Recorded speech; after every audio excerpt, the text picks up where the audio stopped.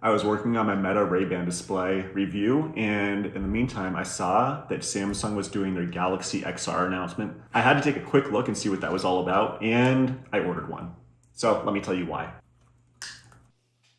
I would say this headset is the first true competitor to the Apple Vision Pro, coming from a big partnership from Samsung and Google and Qualcomm. It retails for $17.99.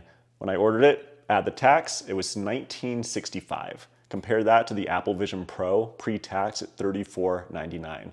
Now, how do these two devices compare? Let's get right into the details. Samsung says it's 4K per eye at 90 Hz refresh rate, more specifically 3552 by 3840 per eye, or 29 million pixels, versus Apple Vision Pro 3660 by 3200 per eye, or 23 million pixels. You already will have better resolution with this new headset and lower weight. It's about 10% less weight, weighing in at about 545 grams compared to the Apple Vision Pro, somewhere around 600 and 650 grams. Watching the demonstrators wear this headset and seeing how it looked, honestly, it seemed like the ergonomics are going to be a little bit better compared to Vision Pro. I'll share my true thoughts on that once I get one in hand. But here are a few other things that got me really excited about this headset. Number one, it has native YouTube and Netflix, something that Apple Vision Pro still does not have after almost 2 years. For YouTube, they also have already a giant library of 180 stereoscopic content. They've got the 360 VR content in there as well.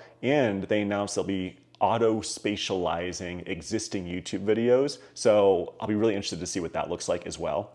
They're also going to offer 4 live sports streams at once via YouTube, so you can be watching all your favorite games all at the same time. Apple does, of course, have a similar feature within Apple TV, but it's great to see that Galaxy XR is competing in the sports field as well. And one of the big things that I was not expecting is it looks like this is going to support full PC VR if you have a beefy gaming computer. They're selling Galaxy XR controllers separately for $250, although I see they're not available in my area yet, but I'll be trying to get my hands on those as soon as I can. Also, they're going to include some native VR games directly on the headset. Things like Walkabout Mini Golf they showed off during their presentation, and I'm sure some others as well. So the fact that this mixed reality, kind of productivity, media watching type of headset is also going to be able to play PC VR games at 4K per eye, I think is super exciting, and I might need to get a new gaming computer. This device was sold as an AI first device. It was one of the first devices they've made that's really conceptualized post the AI world. And I think it's a little interesting to see how much they're pushing AI throughout the platform. Gemini, I think, is a great AI. Of course, I mean, I would barely even call Siri an AI these days. So Apple is still well far behind when it comes to integrating AI into their products and services. But with Gemini and Google already being so established in this space, allowing for this AI to be integrated within all parts of this platform, whether it be looking at your environment or what's showing up on your virtual screens or answering questions or helping you write content within the headset, it all sounds really interesting.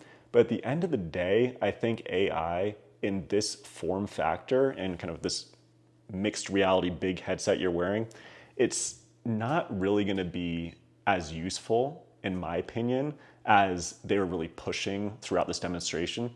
I think the whole AI software integration is going to be a game changer once you have real full color screens in your normal glasses. But right now, when it's in a headset, I think most of the things that people are doing while wearing a big headset like this aren't going to require too much of a heavy lift with AI, other than the gaming companion. I think that was one of the most interesting features that they showed off during this presentation. You could be playing some 2D or 3D VR game in the headset, and anytime you can ask Gemini how to beat a level or what's going on in this game or strategy, etc. Anything you want.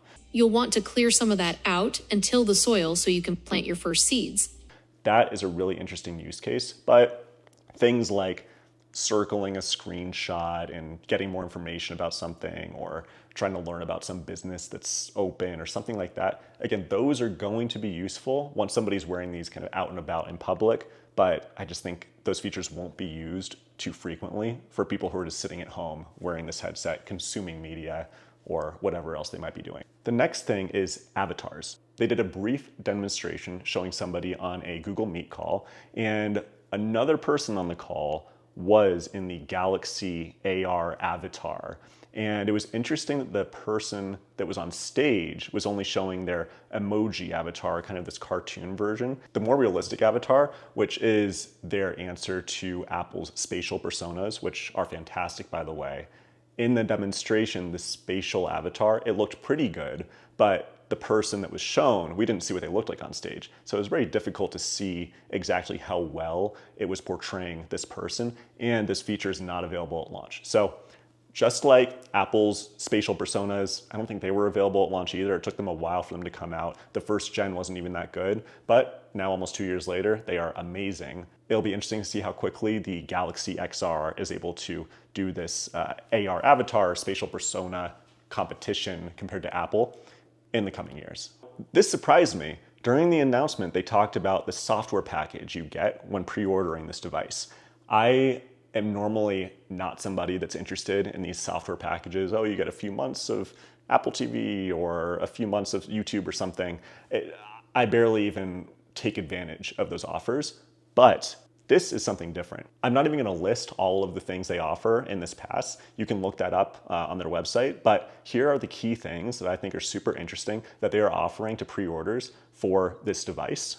First is the Google Play Pass. That runs at $5 a month, and they're giving it to you for 12 months. So there's $60 right there. That's something I might not buy for myself, but if I'm gonna be new to Android, because I am an Apple ecosystem type person, if I'm new to Android, I think that's gonna be super useful to be able to test a lot of different apps. So $60 right there. NBA League Pass.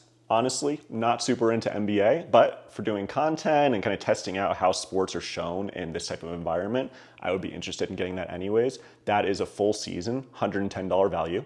Here's one I was actually on the fence of buying anyways, Google AI Pro. $20 a month normally, and they're giving 12 months for free. There's a value of $240 right there that I was actually tempted, again, to get either way. YouTube TV. I'm a subscriber. I love it.